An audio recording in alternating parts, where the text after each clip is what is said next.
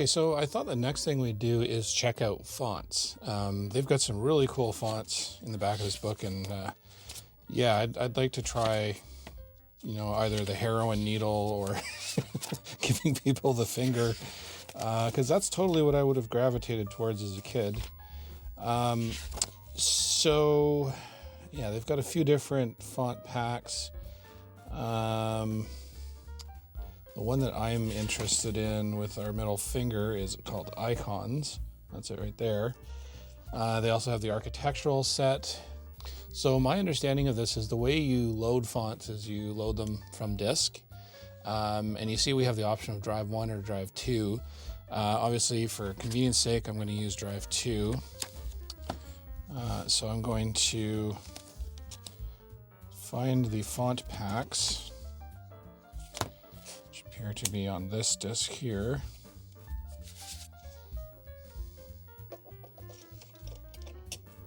And switch to drive 2, and I'm going to go get font, and we'll get a catalog to see what's all on there. So we've got a few. Basically anything with set as the prefix is a font. So set outline, set tiny. Oh no, they got a bunch there. Okay, so let's just try set tiny and see what we get. Okay, so that loaded. So yeah, I guess the next step is we switch to alpha mode maybe. Let me put this here. And there's our tiny.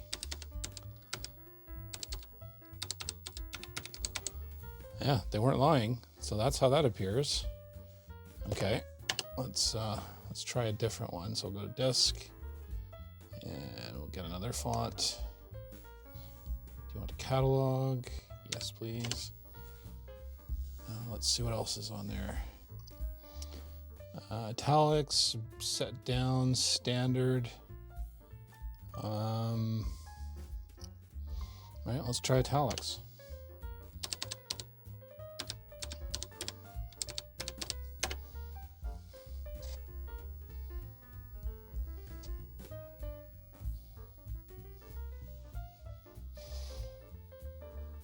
Okay, so now I'm going to go back to main menu, and I'm just going to stick my font thing up here. Wow. Yeah, there's no lowercase, but yeah, that's kind of cool. So it's actually showing it exactly as you would see it. Yeah, I guess I should have expected that with a graphics design program. Kind of pointless if you couldn't actually see what it looks like. Okay, so now I kind of want some middle finger, so let's go for that. So according to our book here, our lewd gestures are in the Icons font pack, which is number 2. Okay, so let's, now I don't know, let's see. I don't know if these things have a side 2 on them. That's where it would be. Let's get font. Let's see if there's anything actually there. Yes, there is. But I don't recognize any of this stuff. This is a bunch of libraries. Old English. Okay, well that's not giving people the middle finger, but hey, let's see what Old English looks like. Set.old.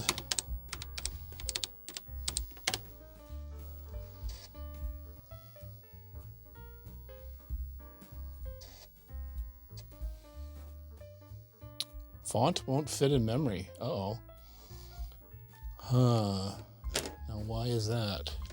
I wonder how much memory you need. It's kind of like, I don't know if they list the program requirements here.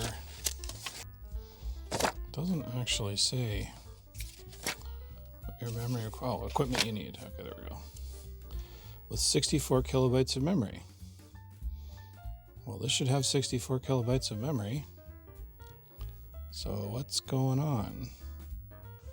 Okay, so I did a little bit of research last night trying to figure out why this wasn't working, and once again I made the cardinal mistake of jumping to assumptions that there was something wrong with the computer when really I just had the software completely wrong.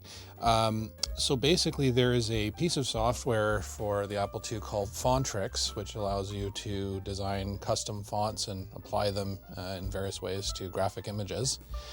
And for whatever reason, it's on this disk. And some of the fonts for it are on this disk.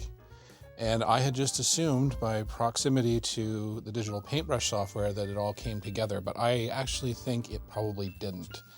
Because I was kind of thumbing through the manual and I couldn't find any reference to Fontrix at all. So I think what's happened is the individual who owned this cut a tab out here and put Fontrix on the back of this disk, and then basically just attached the conveniently same-sized font listings or font printouts into this book. So that's kind of what I think is going on there. I'm not really sure. I mean, it does seem kind of convenient that they've made it the exact size that this book fits in. There may be a relationship there, but yeah, it's not extremely well documented. So basically, we can load Fontrix. There it is right there.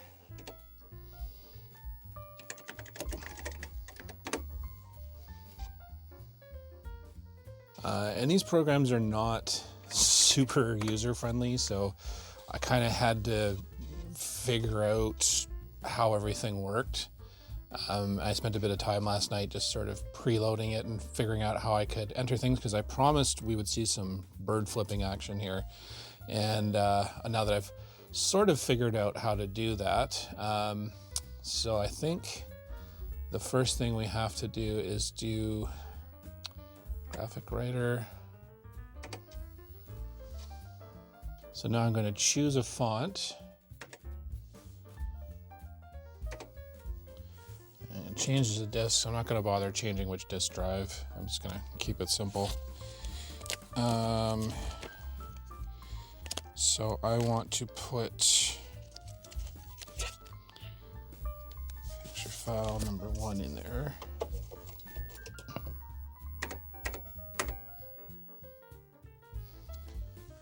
And on this one, we just type in the name after the set dot file name. It automatically prefixes it by itself, unlike the digital paintbrush software, so that just further adds to the confusion. So this is where things get a little confusing, because I think the intent is you're supposed to load the file and then you can edit it with the icons that you've loaded in. I'm really not sure how all that works. I'll try loading Garfield in here, but I don't think it recognizes the files that are created by the digital paintbrush program. But let's just see what happens.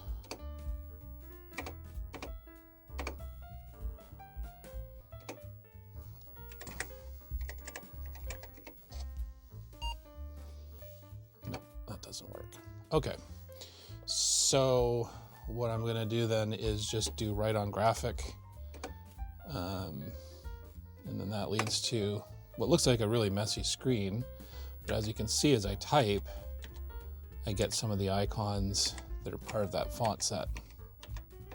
Where's our friend, Mr.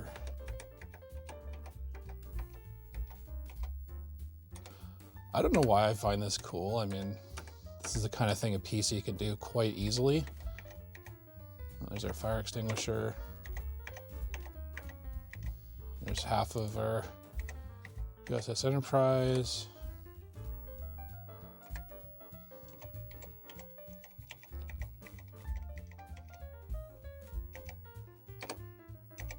There it is. Yeah.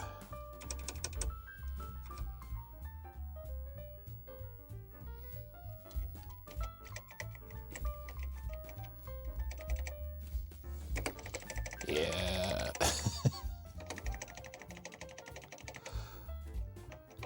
I mean, let's face it, if you were a 9-year-old back in the day, this is what you'd be totally messing around with. At least until your parents showed up.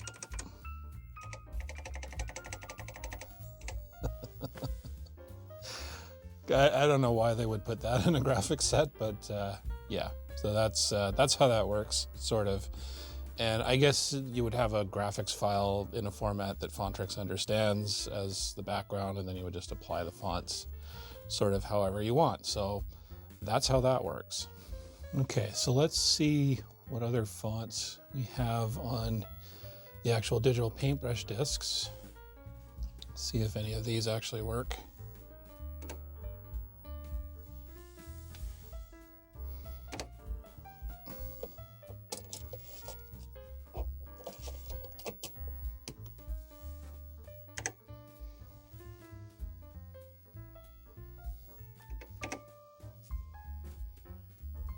So there's icons.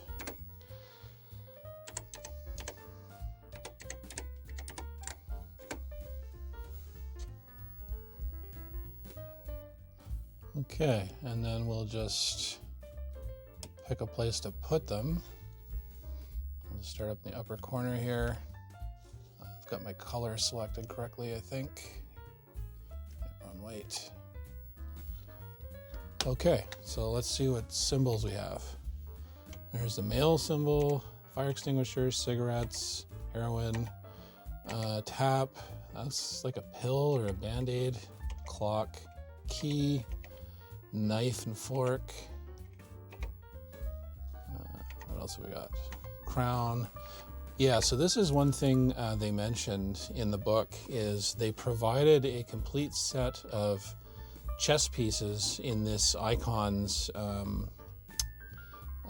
font, so that you could actually set up a grid on the screen and play chess with somebody. That's kind of a novel way to do it, I guess. Yeah, there's the pawn.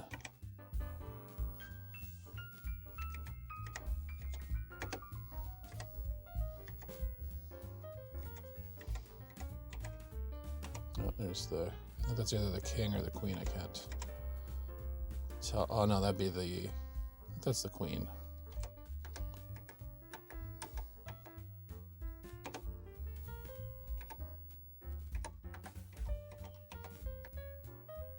Yeah, so that's pretty cool. Like I would have played with something like this all day long as a kid. You know, and I can draw around them. You know, I can draw right through them if I want to. Don't know why I would do that, but yeah, this is exactly the sort of thing I would have had fun with all day long. Just endless opportunities to draw stuff and make stories or do whatever.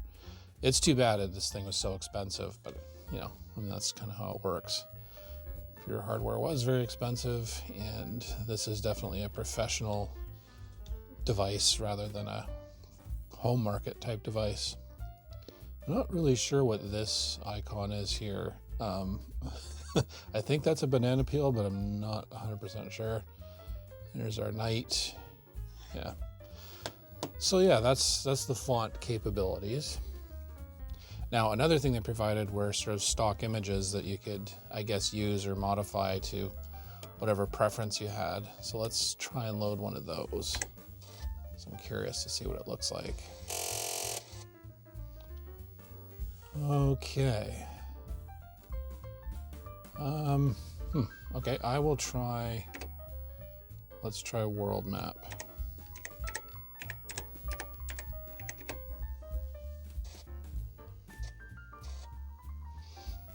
All right. So I'm gonna guess this is North America. That's my attempt at an arrow. Yeah, that's pretty sad. Let's see what else there is here. That was a low effort one, I think.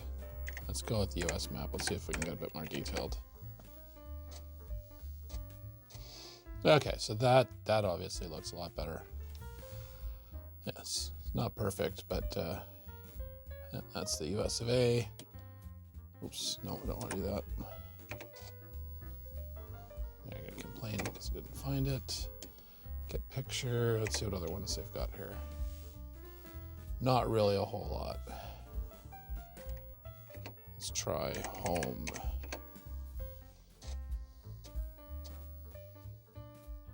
So I don't know. I guess maybe you could cut these out and paste them somewhere or something. I don't know. Cool anyway. Way better than I could draw on an Apple II. Let's do one more.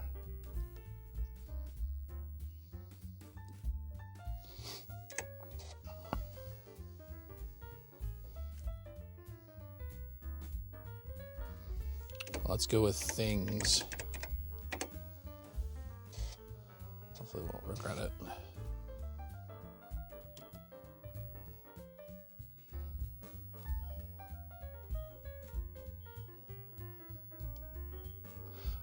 Yeah, here's the editing commands. So I can, let's just see what happens if I try and cut something here.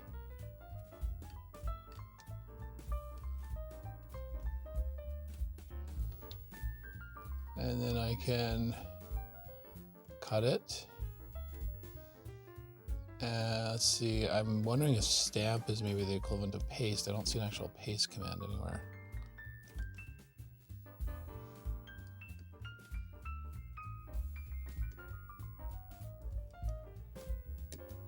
Nope. Okay, that's interesting. But I could move it.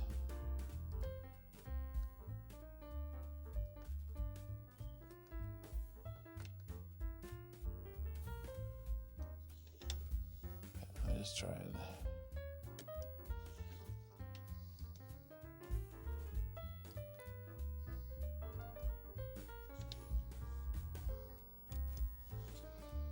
These tools are not very intuitive.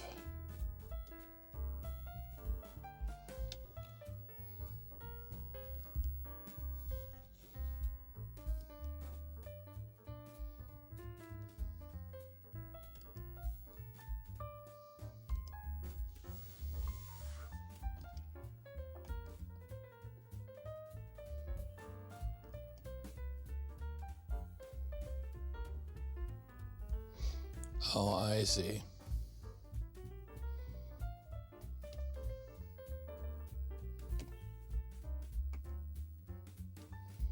Oh, that is so weird, the way that works. So, yeah, so if I want to, where are my tools here? So edit, and I want to move something. I'm gonna pick this little present here. Nope. Okay, let's try cut. I'm gonna do that. Okay, and then I'm going to move it.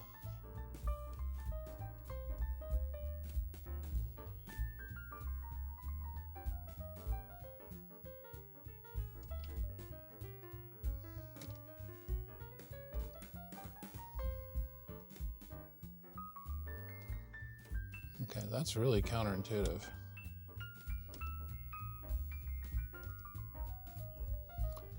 Okay. Oh, wow, that's weird. So basically the procedure is you choose cut.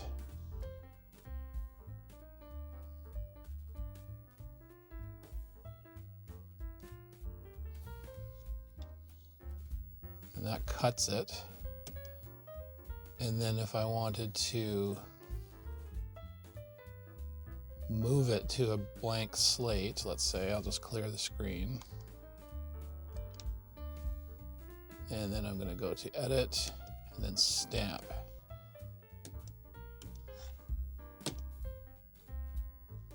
Whew. Okay, yeah, that's quite weird.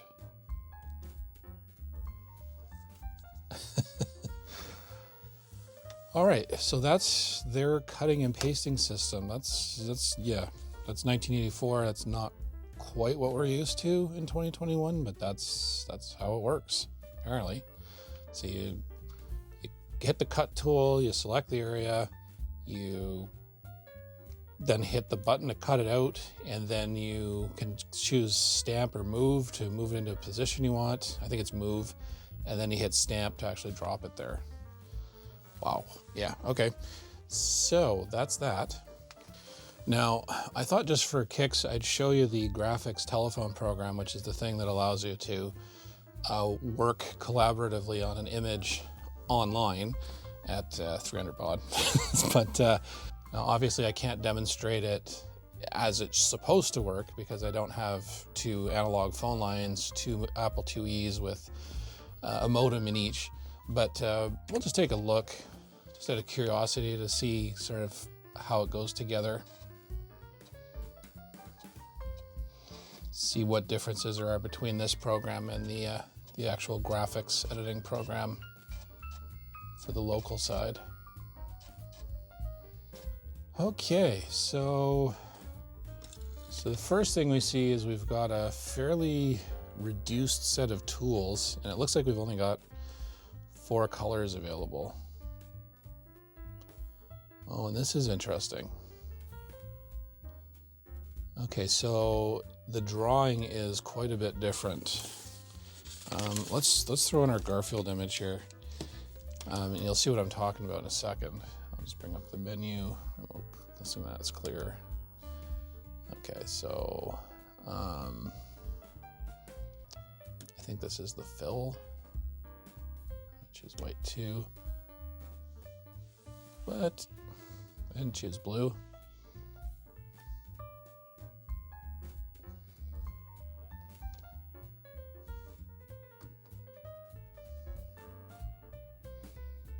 Okay, let's see what happens when I try and trace Garfield. I have a hunch as to how this works, and I just want to prove it definitively. So there's our black 2.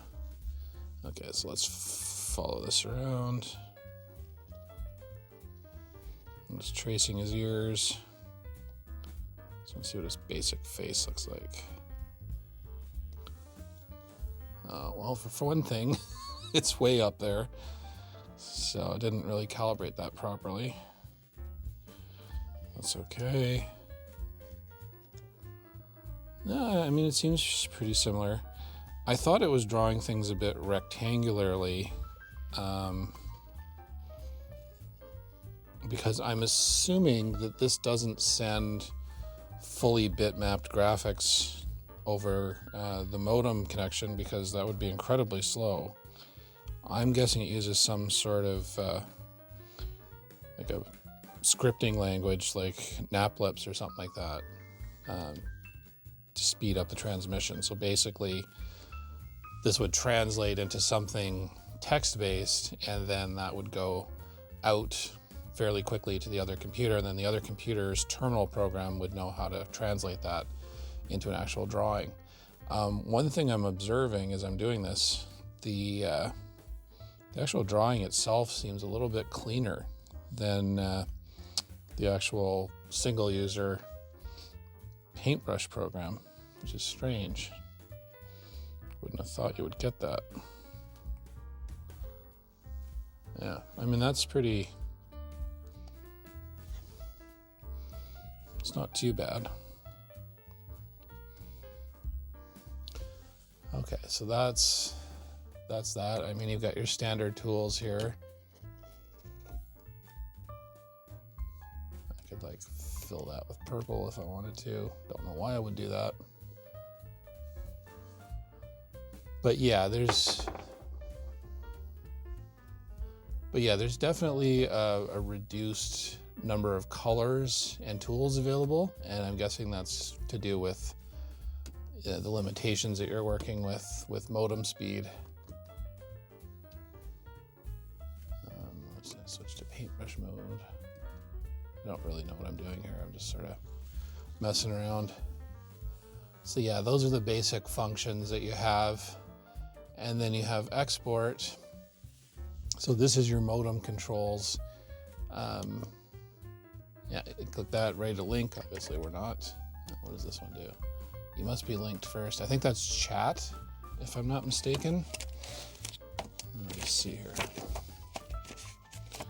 So much cool stuff with this. Just have to find a little.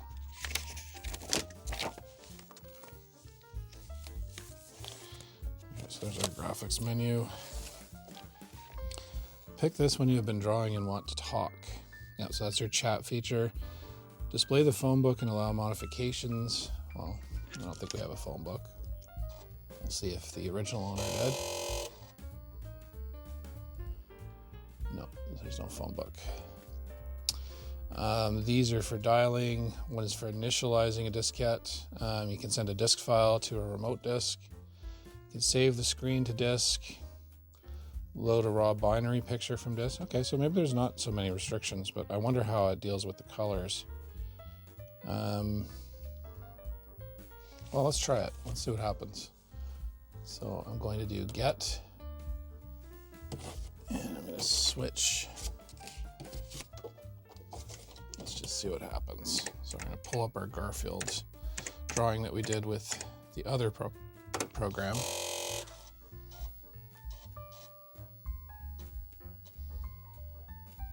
I'd say that worked. I don't know why it's cutting off the top here. I think this is maybe like the chat area or something. Yeah, this is the area for system messages. Okay. I don't know why, but I'm really liking the way that it slowly feeds that out. Yeah, that's pretty cool. So yeah, you know, you could just imagine sitting there with a friend on a rainy day and you know, you're working collaboratively on Garfield or some other picture or some graphics for a game you're working on or a presentation you're going to do at work. I don't know, I would find that awesome in 1984 for sure. You know, it's a capability that we take for granted today because, you know, we can do all kinds of stuff collaboratively online now. And we have enough speed with the internet to do full-on bitmapped graphics rather than relying on a slow and clunky system with special software at both ends to do it. So yeah, so that's the terminal program.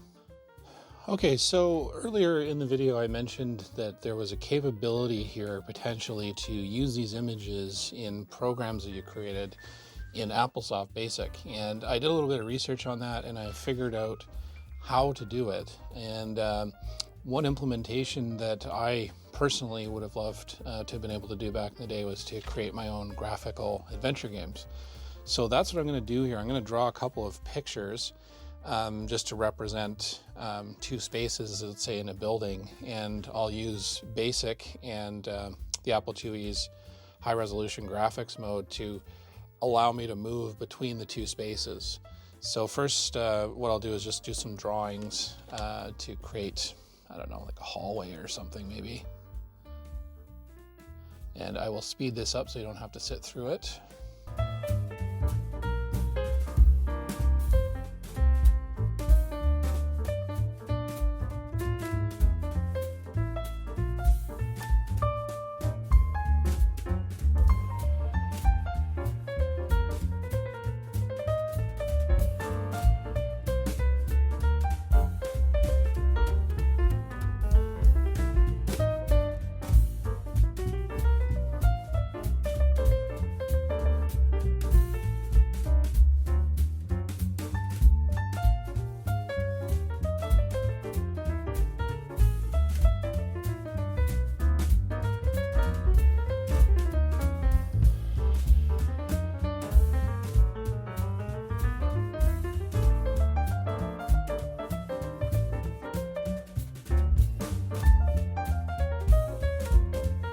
Okay, so I've got my two pictures for my game ready to go here. So I'm just going to get out of the program. Now we need the AppleSoft Basic that is present on the DOS 3.3 system master disk for this. The disk commands do not work from the ROM Basic. I don't know if that's just me being stupid or what the deal is there, but that's how that works.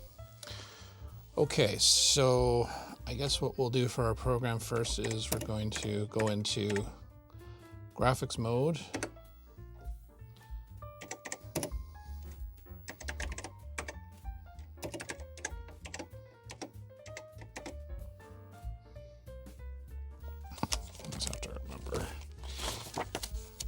didn't have much of an education in Applesoft Basic, so there's some things that I really don't know or don't remember.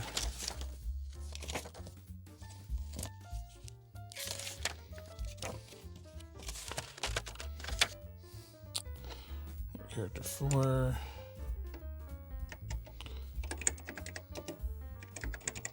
So we're going to load the first picture.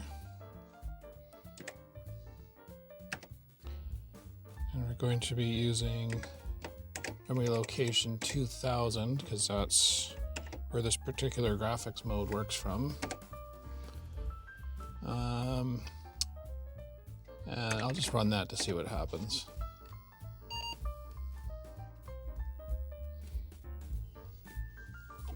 Of course, it would help if I had the right disk in there.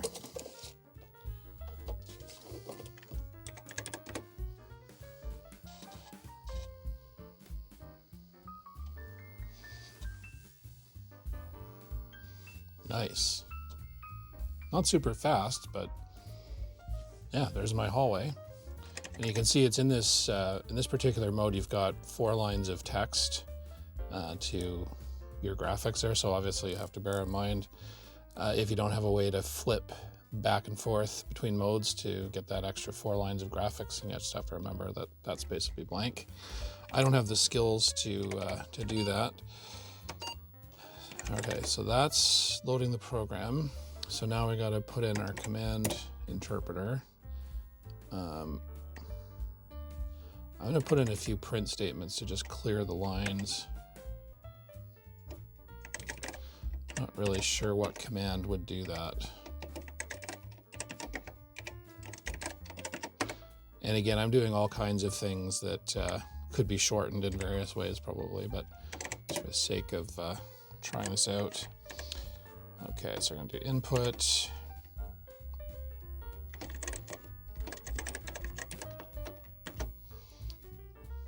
we call it a string. If a string equals nor n, I'll just use single characters for directions, then, or actually I guess we just go to 100, 50, print invalid command. No, actually I'll do invalid direction.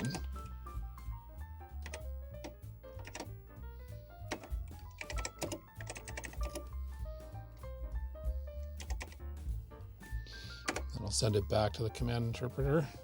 That's what I'm calling it. And then for 100, we're going to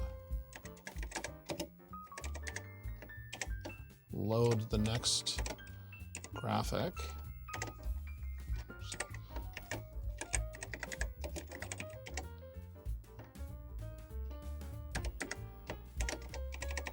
Into that same location of memory.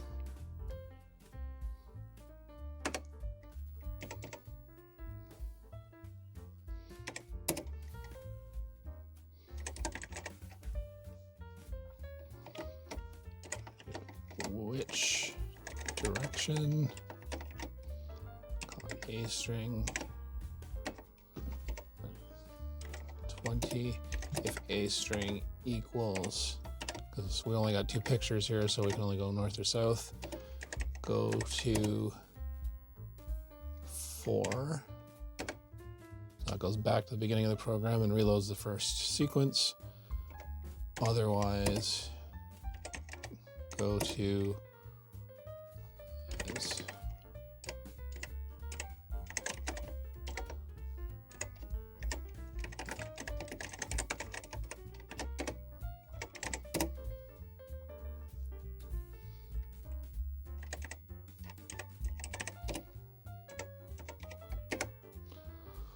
Okay, let's see how this works.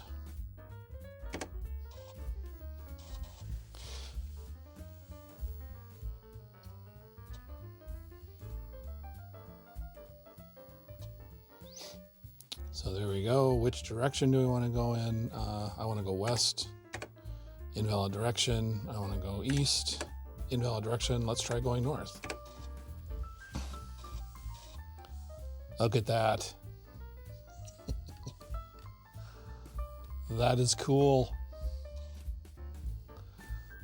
And of course, I can't go west, I can't go east, I can't go north, I can only go south.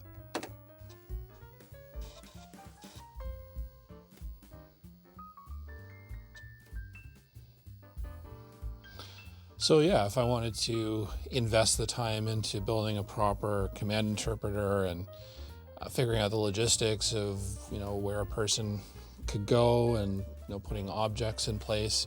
I don't know how you would do like visible objects to pick up. I'm not sure if you'd have to have a different picture file for each one with the object, one without. But yeah, that's pretty much how you could do it. I don't know how efficient it is. Let's just reset here. Let's see how much space is being taken up. 33. Yeah, I mean, you could fit a fair number of pictures on there, I think. I forget, I'm weak on a lot of this stuff in terms of like sizes and blocks, but yeah, that is something I would have loved to have been able to do as a kid.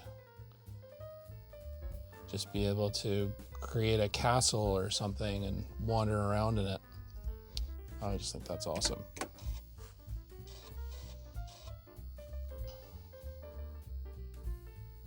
Okay, so for the final part of our tour, I figure we'll check out the presentation program. There's also a text screen editor, but I checked it out earlier. It's not very exciting. It's basically just a text editor. This is the PowerPoint-y kind of thing that they offered. Insert pictures diskette in drive 2. Okay. I'm going to guess, though I'm not really sure.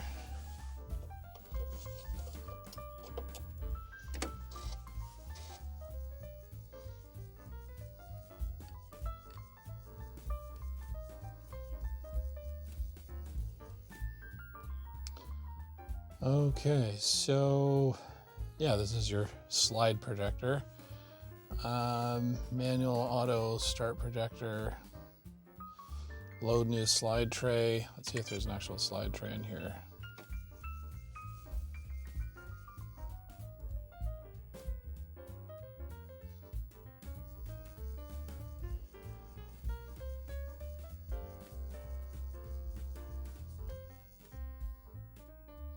All right, well, let's just see what happens if we start the projector. Okay, well, that didn't work. Okay, so we do have some slides on the disc there, so I'll just do them all, see what's on here. Puzzle, poster words.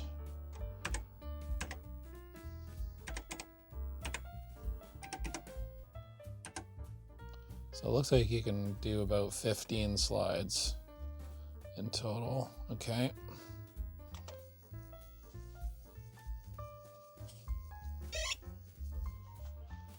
Yeah, we don't really need to save it. That's fine. Okay, start projector.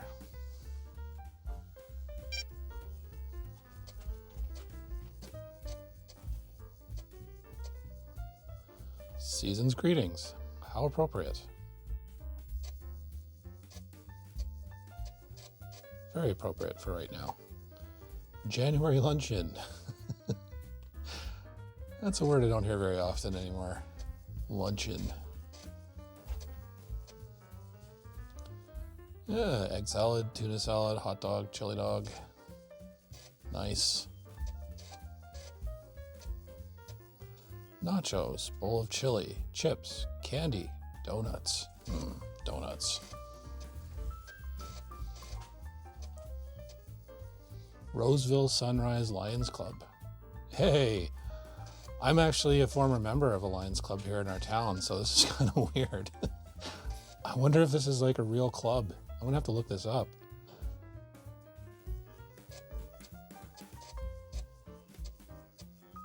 First annual tournament, March 15th, 1985.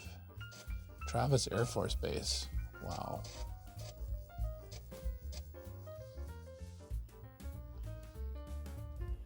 wonder, so you can see they've made use of the special fonts here. Yeah, I don't know. I don't know if this is the individual's work or if this is something that was included as a demo. It seems a little, the topics seem a little heavy, but yeah, so that's your equivalent of PowerPoint back in 1984. Kind of cool. I can see you can adjust the time between slides. 10 seconds is probably adequate. Catalog to see what slides are available. Load a new slide tray. Yeah, I mean, it's pretty basic. I guess blend on and blend off just allows you to switch, you know, like a dissolve kind of effect. Okay, and that is the digital paintbrush. So, what impression?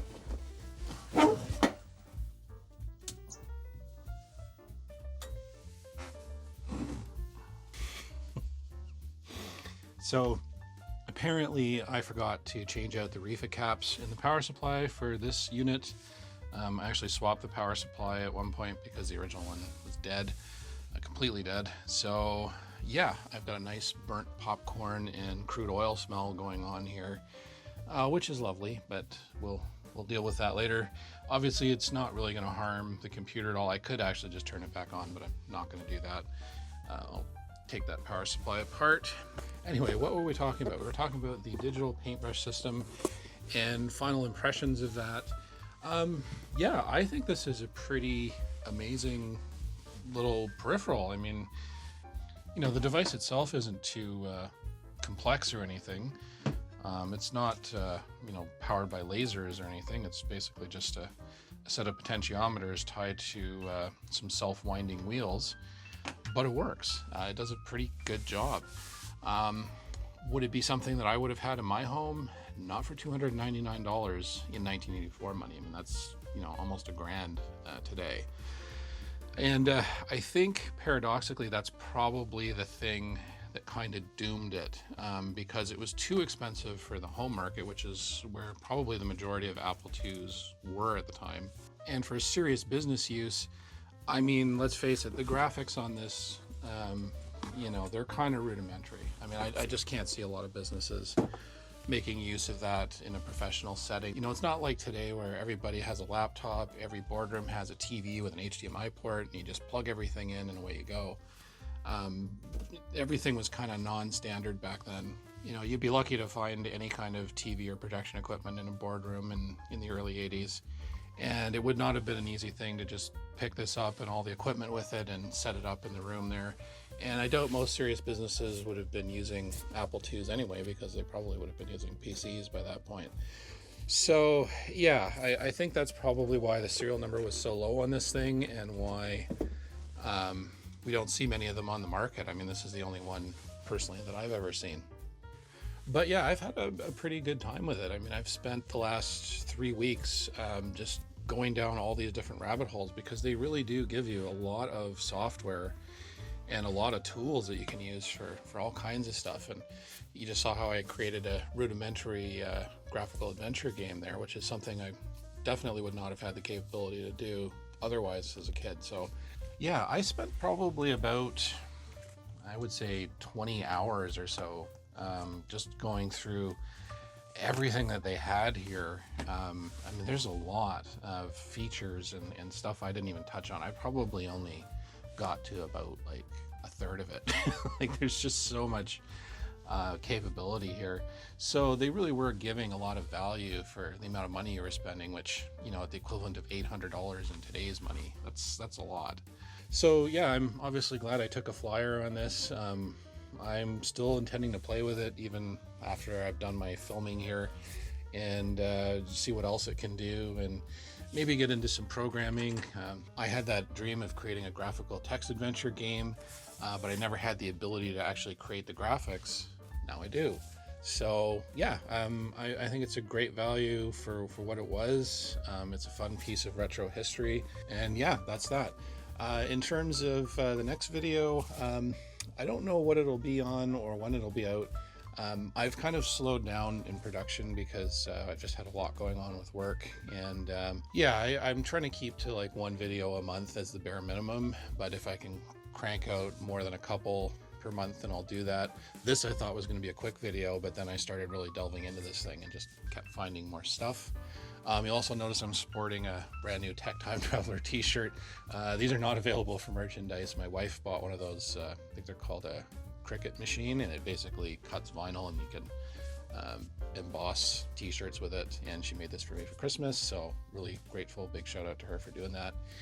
And yeah, I guess I'll see you in the next video, whatever that is. If you have ideas for topics, you can actually message me directly through email, brad@techtimetraveler.com, or you can reach out to me in the comments. And yeah.